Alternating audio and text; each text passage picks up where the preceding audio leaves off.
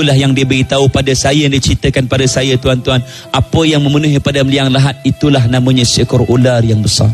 Tuan-tuan, pernah disebutkan oleh Nabi SAW, orang yang meninggalkan semayang dengan sengaja tanpa asbab, tuan-tuan, diberi makan kepada mereka syujahul aqra, ular seekor besar seperti sengkuk unta, tuan-tuan, panjangnya 30 hasta, tuan-tuan.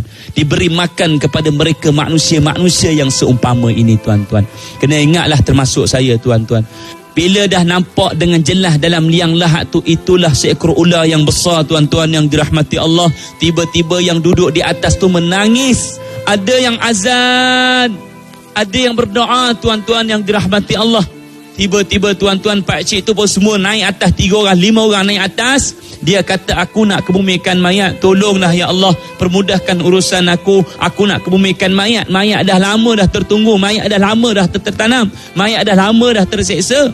Tiba-tiba, tuan-tuan, binatang tu bergerak sedikit demi sedikit, tuan-tuan. Bila dia bergerak, semua orang dengan 5 orang tu jelas, nampak dengan jelas. Dia berdiri di atas ekor dia dengan nafasnya seperti angin ribut, tuan-tuan. Tuan-tuan bayang, dia berdiri di atas ekor dia, tuan-tuan. Bila berdiri di atas ekor dia, tiba-tiba bila dia berdiri di atas ekor dia, tu menyusuh hilang di celah-celah Bukit Sekilau. Tuan-tuan pergi perkampungan Bukit Sekilau, kau tak nampak kan macam mana kubur dia?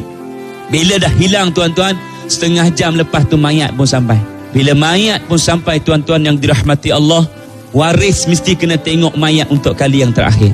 Dibuka kainkan kafan di muka, tuan-tuan, kita akan tengok tau. Siapa yang nak tengok mayat untuk kali yang akhir, boleh tengok. Kita akan tengok mayat untuk kali yang terakhir, tuan-tuan.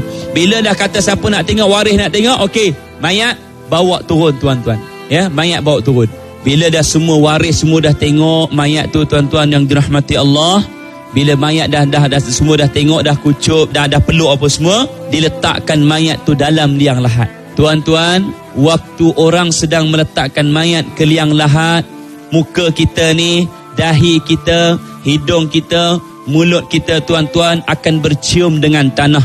Kerana manusia asalnya daripada tanah, dan kemudian dia akan kembali daripada tanah. Kemudian, tuan-tuan, apabila diletakkan di belakang mayat tu dengan beberapa ketul tanah, tuan-tuan yang dirahmati Allah, baru orang nak letakkan papan yang lahat tu, tuan-tuan.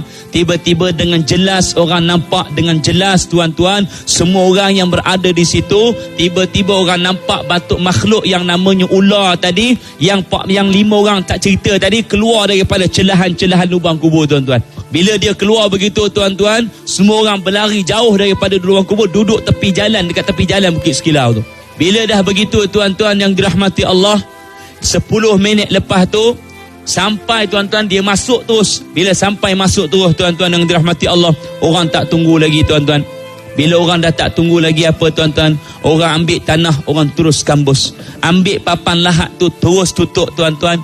Ketika mana orang waris-waris ambil cangkul, ambil skop, tuan-tuan, ditaburkan tanah, tuan-tuan, di atas liang lahat, di atas tanah kubur tu, tuan-tuan. Tuan-tuan bayangkan, orang boleh mendengar seperti orang minta tolong, tuan-tuan. Tolong, tuan-tuan, orang minta tolong, tuan-tuan. Bayangkan, orang boleh mendengar waktu orang tengah baca talqin tu, orang tengah baca tahlil, baca doa, tuan-tuan, orang boleh mendengar seperti tulang yang patah sedikit demi sedikit, sedikit demi sedikit, tuan-tuan yang dirahmati Allah. Bila kita tanya, tuan-tuan, siapa dia, tuan-tuan, ada pengajaran dia berkaitan dengan semayang, tuan-tuan yang dirahmati Allah. Ya, kita tak mau cerita banyaklah, cuma kita nak bagi tahu pesanan pada saya, tuan-tuan. Ramadan berlalu pergi, semayang jangan kita pergi sekali, tuan-tuan. Ramadan akan datang di masa-masa yang akan datang, kita belum tentu bertemu dengan Ramadan akan datang, tuan-tuan. Anggaplah kalau ini Ramadan terakhir untuk kita, jangan kita lupa bahawa kita juga akan kali terakhir bertemu dengan Allah Subhanahu Wa Taala, ya.